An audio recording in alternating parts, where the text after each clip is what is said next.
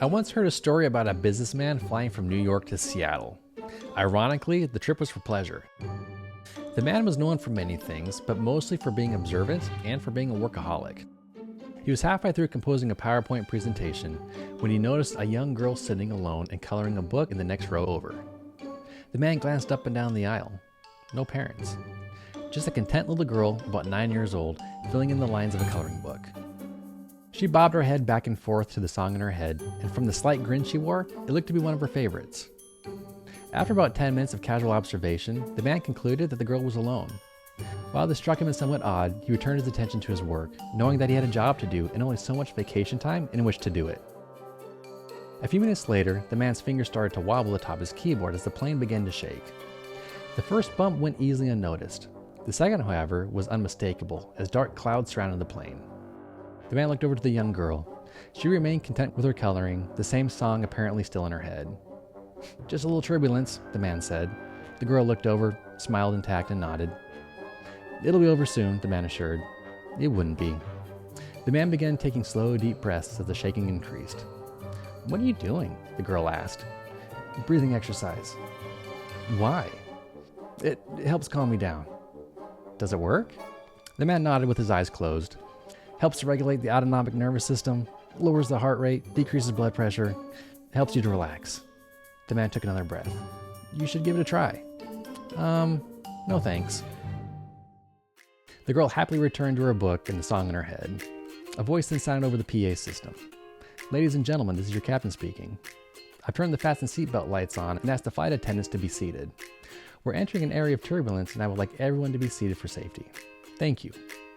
The man quickly closed his screen, locked his tray table, and strapped his seatbelt tight. The girl continued to bob her head as she simultaneously listened to both her Disney ballad and the pilot's instructions. As she placed her book on the seat table, the song managed to work its way loose from her head and was now being performed through that timeless musical expression, the whistle. And no sooner did the girl's seatbelt click did the plane suddenly drop in altitude. Screams and other sounds of fright erupted from the passengers throughout the cabin. Only one little passenger laughed, as if the dip was simply a part of the flying experience. The man's fingers started to cramp as he gripped the sides of his seat tighter and tighter. He slowly opened one eye and looked over to the girl. Her eyes were also closed, but not like his. Hands behind her head, fingers interlocked, she looked as if she was poolside ready for a mid-afternoon nap.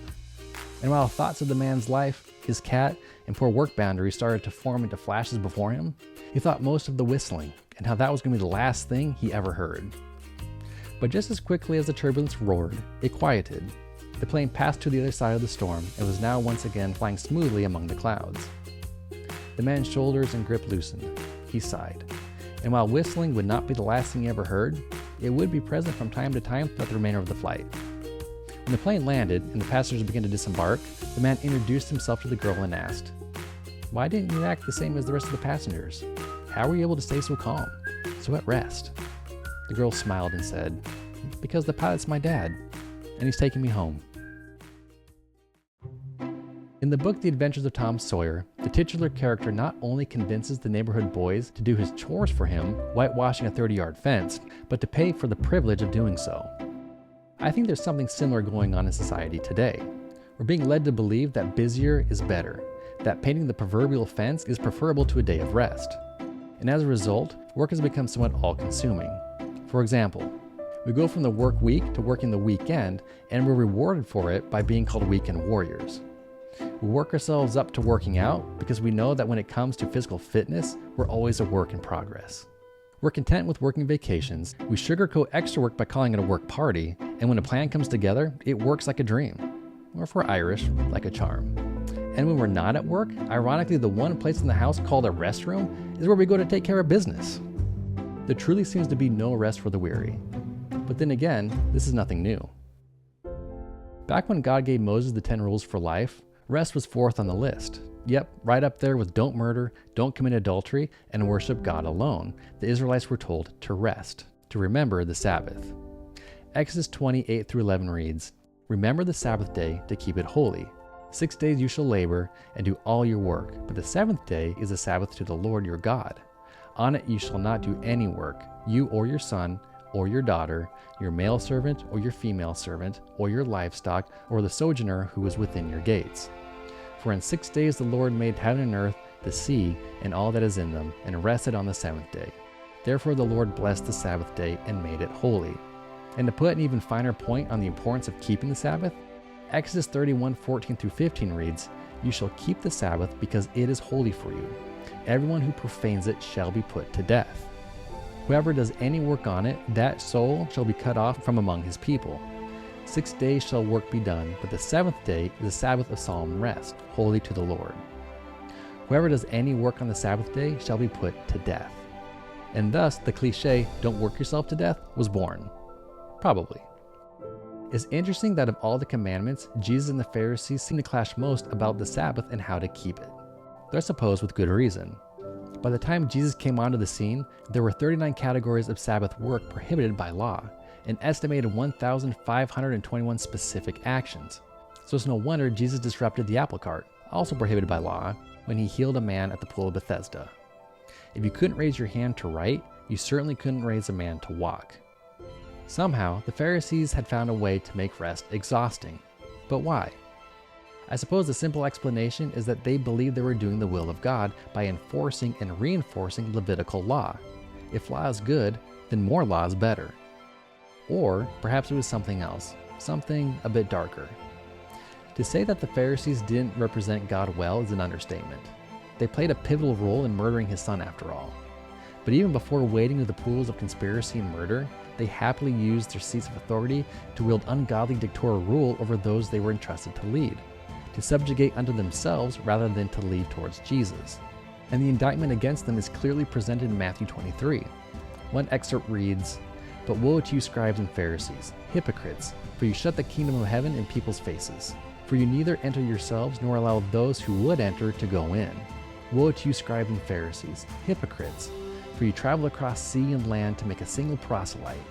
And when he becomes a proselyte, you make him twice as much a child of hell as yourselves." And of all the Pharisees' misleadings, the one Jesus seemed to highlight the most was the misrepresentation of the Sabbath. Before Calvary, it was the hill he was willing to die on. But why was an accurate understanding of the Sabbath so important? Like Jesus turning water into wine at the wedding at Cana and the Old Testament sacrificial practices, some would say that the Sabbath was a foreshadowing of things to come, a foreshadowing of Jesus. You see, the Sabbath was never as much about physical rest as it was about a spiritual one. Remember the Sabbath day to keep it holy. And the Pharisees seemed content in binding the Jewish people in ungodly rules. In the guise of rest, the Pharisees were priming the Jewish people to accept slavery once again. No longer by the hand of Pharaoh, but now by the hand of works. When Moses arrived to lead the Exodus out of Egypt, the Israelites were primed to leave. They recognized their slavery because it was literal, and thus they easily recognized the one who would lead them to freedom. When Jesus arrived to lead the Exodus out of sin, the Jewish people were primed to stay. They wouldn't necessarily recognize their slavery, in part a works-based faith, because it was spiritual, and thus the one who would lead them to freedom was easily overlooked. The Pharisees were acting as the new Pharaoh, but who could tell? Nothing about these religious leaders would indicate that they were the bad guys. Quite the opposite. Adorned in religious robes and sacred paraphernalia, they were the epitome of looking the part. But their robes were merely sheep's clothing, the paraphernalia whitewashed tombs. So we begin to see a little more clearly Jesus' righteous anger, because not only were the Pharisees misleading the people into greater depths of legalism, but some would say that the legalism overshadowed the foreshadowing, Jesus as the ultimate rest. Pastor and managing editor for Desiring God, Scott Hubbard writes, "If we could remove the chapter break between Matthew 11 and 12, we might notice in the context immediately preceding the Sabbath controversies in Matthew, these arresting words, 'Come to me, all who labor and are heavy laden, and I will give you rest.' The rest offered on the Sabbath, it appears, was now being offered in Christ." Jesus had a knack for being intentional, so when he called himself Lord of the Sabbath, I don't believe it was a coincidence. But if the Sabbath had connected with it a negative connotation, then who would want to follow that? It wouldn't be the Lord who gives you rest, it would be the Lord who demanded work. In the Old Testament, the Israelites needed to learn the importance of a holy rest. It seems that it was intended that they pass on the importance of rest from a spiritual perspective, so that when Jesus arrived, they would understand his words and recognize him as the true rest. And as Mark states, the Sabbath was made for man, not man for the Sabbath. God created the Sabbath for our well-being, to rest, to stay grounded in Him. Be still and know that I am God, the psalmist wrote, to be reminded that it's in Him that we receive strength. Not only that, but as the Lord told the Apostle Paul, my grace is sufficient for you. My power is made perfect in weakness. Jesus said, in the world you will have tribulation, but take heart, I have overcome the world. As if saying, you will experience turbulence en route to your destination, but don't worry, I'm in control. Faith in Christ doesn't prevent life's storms, but it gives us peace in their midst. Peace, as the Apostle Paul writes, that surpasses our understanding. I love Jesus' response to the Pharisees' reprimand at the pool of Bethesda. He says, my Father is working until now, and I am working. Pretty simple. Jesus is at work caring for His children, and nothing will prevent Him from doing so. So let us choose then to have faith like a child and rest in Him.